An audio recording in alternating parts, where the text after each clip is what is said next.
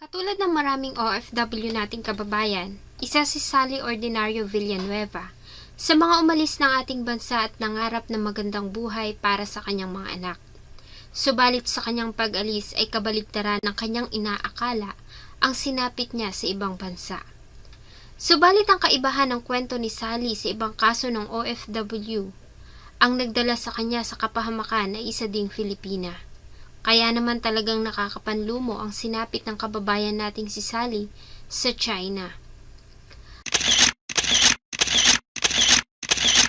Bago ko po ipagpatuloy ang ating kwento, sa mga bago po sa channel ko at nais sa mga ganitong klase ng kwento ng krimen na nangyayari sa loob at labas ng ating bansa ay maaari pong pakipindot ang ating subscribe button at notification bell para ma-notify kayo pag may mga bago tayong upload na videos. Ang pamilya ni Sally Ordinario Villanueva ay nabibilang sa mga mahihirap nating kababayan sa Gumbuan, Etiaga, Isabela. Sa murang edad ay namulatan ni Sally ang hirap ng kanilang buhay. Ito din ang dahilan kung bakit hindi na niya nagawang makapag-aral ng kolehiyo. Nang makapagtapos ng high school ay nagtrabaho na siya para makatulong sa mga magulang. Subalit dahil nga sa high school graduate lamang ay hindi siya makatagpo ng magandang trabaho sa kanilang probinsya.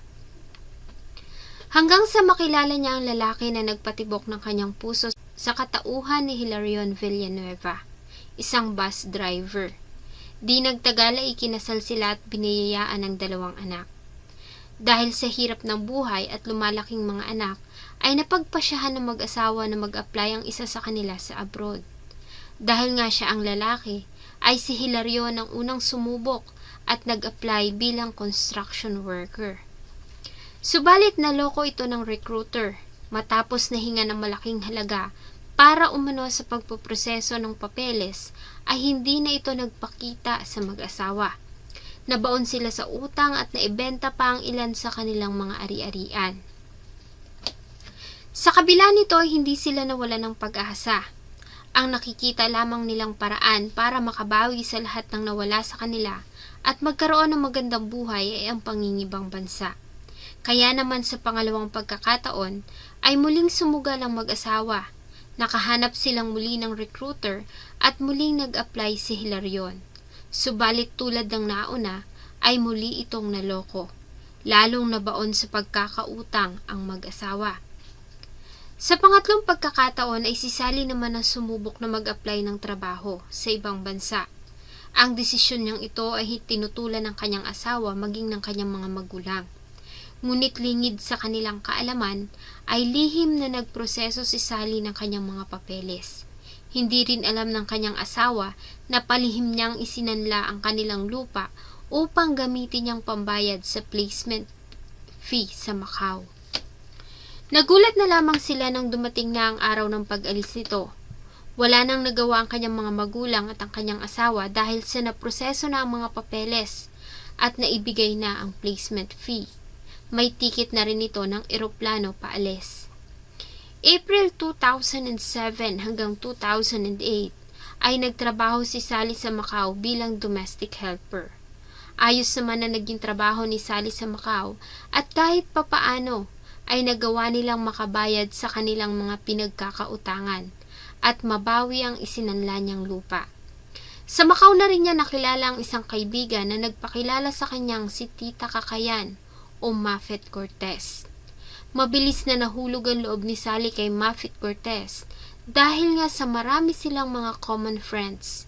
Maliban dito ay nagmula din ito sa Rizal, Alicia, sa probinsya pa din ng Isabela. Makalipas ang kontrata sa Macau, ay maayos naman na nakauwi si Sally ng Pilipinas at muling nakapiling ang kanyang pamilya noong 2008. Ang kanyang sahod habang nasa Macau ay sapat lamang sa kanilang mga bayarin at pangangailangan, kaya naman walang ipon na naiuwi si Sally ng Pilipinas. Sa di inaasahang pagkakataon ay muling nag-cross ang landas nila ni Mafet Cortez sa Isabela. Sa kanilang pagkikita ay inalok siya nito ng trabaho, hindi bilang domestic helper, kundi isa umanong messenger at tagapagdala ng mga cellphones mula sa China pabalik dito sa Pilipinas para ibenta. Ang kanyang magiging trabaho ay pagpunta ng China para kunin ang nasabing mga paninda at muli itong dalhin pabalik ng Pilipinas. Matatagalan umano kasi kung sa cargo ito ipapadala na tumatagal ng halos 1 buwan. At dahil nga walang trabaho at nais na makaipon para makapagpatayo ng kahit na maliit na negosyo, ay pumayag si Sally sa inalok ni Mafet Cortez na trabaho sa kanya. Makalipas lamang ang ilang araw ay muli siyang nakatanggap ng tawag mula sa kaibigan at sinabi sa kanya nito na nakabook na ang flight niya papuntang China. Ipinaliwanag nito sa kanya na pagdating niya ng Xiamen Gaochi International Airport ay babalik din siya agad ng Manila sakay ng China Southern Airlines. Binilinan din siya nito na wag nang magdala ng suitcase dahil ito na umano magpo-provide ng suitcase na dadalhin niya papuntang China. December 23, 2008, 2 araw bago ang Kapaskuhan, kasama ang asawang si Hilarion ay nakipagkita sila kay Mafet Cortez. At doon na nga nito iniabot sa kanila ang isang silver gray na suitcase at $500 bilang pocket money. Ibinigay din nito sa kanya ang contact number ng taong kakatagpuin niya sa China na siya umanong magsasabi sa kanya ng kanyang gagawin. At kapag matagumpay niya na nagawa ang lahat ay babayaran siya ng kanilang boss ng 25,000 pesos bilang kabayaran sa kanyang serbisyo. Malaki na ang halagang iyon para sa kanilang pamilya, lalo na nga at papalapit na ang Kapaskuhan at Bagong Taon. Tulad ng napag-usapan, ay sumakay si Sally ng eroplano na magdadala sa kanya sa Xiamen Gaochi International Airport. Lingid sa kanyang kaalaman, ang datatnan niya roon na magiging daan pala sa kanyang kamatayan. Pagdating sa Xiamen, kinabukasan December 24, 2008, ay sinubukan ni Sally na tawagan ng contact person na ibinigay sa kanya ni Mafet Cortez. Subalit hindi niya ito makontak.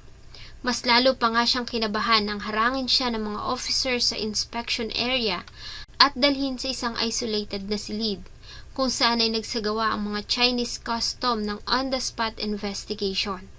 Mula sa kanyang suitcase ay nakakuha ang mga ito ng 2 plastic bags ng puting pulbos na may bigat na 4,110 grams. Ang mga ito ay nakalagay sa lining ng silver gray na suitcase na ibinigay sa kanya ni Mafet Cortez o Tita Kakayan. Mula sa airport ay agad na dinakip si Sally at inilipat sa kustodiya ng Xiamen Anti-Smuggling Bureau. Mula ng araw na yon ay hindi na nila nakausap si Mafet Cortez. Nagulat na lamang siya nang sabihin sa kanya ng officials ng Anti-Smuggling Bureau ng Xiamen Customs na na-identify umano ng Xiamen Public Security Bureau na ang mga puting pulbos na natagpuan sa kanyang bagahe ay mataas na uri ng illegal na droga. Dahil dito ay pinaliwanag sa kanya na siya ay nakakumit ng krimen na may kinalaman sa drug smuggling at ito ay malinaw na paglabag sa batas ng China. Kaya naman siya ay agad na sinailalim sa investigasyon. January 21, 2009, si Sally ay opisyal nang inaresto ng Anti-Smuggling Bureau of Xiamen Customs sa kasong smuggling. Ang balita ay agad naman na nakarating sa kanyang pamilya sa Isabela.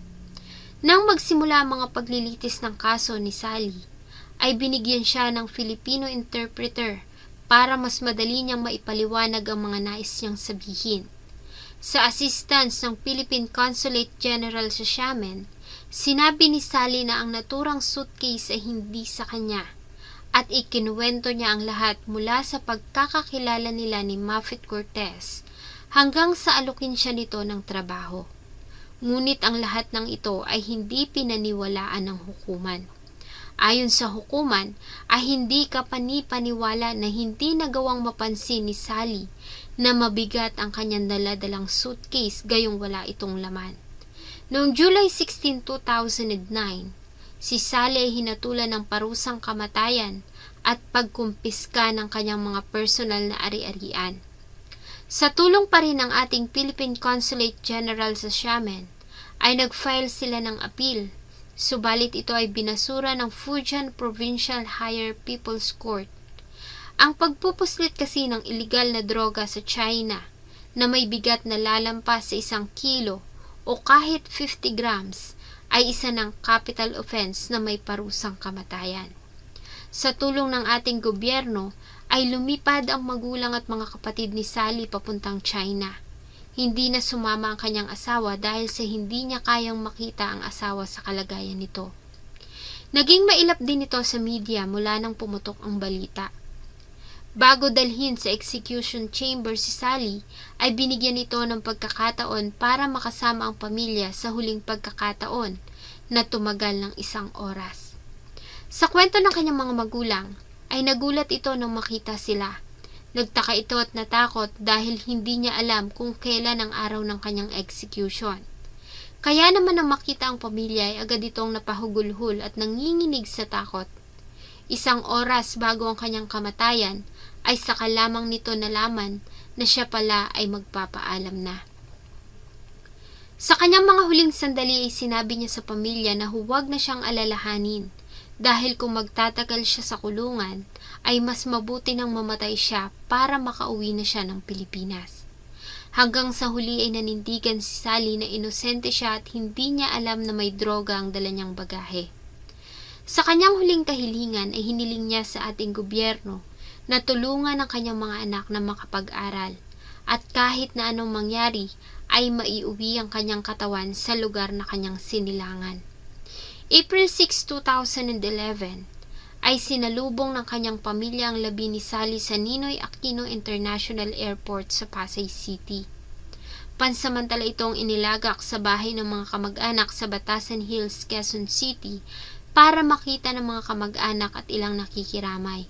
Bago ito iniuwi ng Isabela at doon ay inihatid sa kanyang huling himlayan sa Tupac Cemetery sa Jonestown.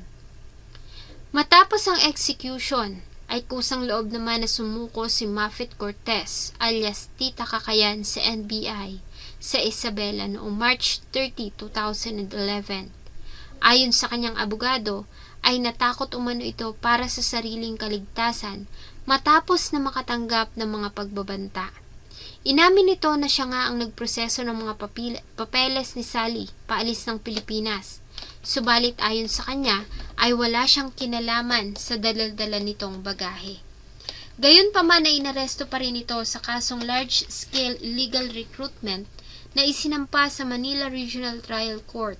Subalit muli itong nakalaya matapos na mabasura ang kaso dahil sa nabigo ang mga complainant na dumalo sa mga pagdinig. Taong 2012 ay muli itong inaresto sa ikalawang pagkakataon ng NBI. Matapos na maglabas ng panibagong warrant of arrest ang Manila Regional Trial Court, kaugnay sa paglabag sa Section 6 ng Republic Act 8042 o Illegal Recruitment in Large Scale. Ito ay matapos na mapatunayan na siya ang personal na bumili ng ticket ni Sally papuntang Xiamen. Matapos sa mga pagdinig, si Mafet Cortez ay hinatulan ng 12 taon na pagkakakulong at pinagbayad ng halagang 500,000 piso base sa 11 pages na desisyon na inilabas ni Isabela Regional Trial Court Judge Raimundo Aumentado. Inaasahan na muli na itong makakalaya ngayong taon. Samantalang hanggang ngayon ay sariwa pa rin sa alaala ng mga naulila ni Sally ang masakit na sinapit nito sa China. Base sa data ng Philippine Drug Enforcement Agency, ay may 630 mga kababayan natin ang nakakulong sa ibang bansa sa kasong drug trafficking. 250 ang nasa China at 72 ang nasa death row. Nakakalungkot dahil sa napakaraming dayuhan ang nahuhuling nagdadala ng illegal na droga dito sa ating bansa.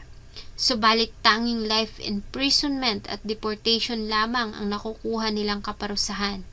Samantalang ang ating mga kababayan naman ay agad na napapatawan ng parusang kamatayan. Sana po ay nagustuhan niyo ang isa na namang kwento na akin pong ibinahagi. Marami pong salamat sa inyong patuloy na pagtangkilik sa akin pong mga videos. Huwag niyo pong kalimutang mag-iwan ng inyong saloobin at suggestion sa atin pong comment section. Thank you so much po and see you on my next video.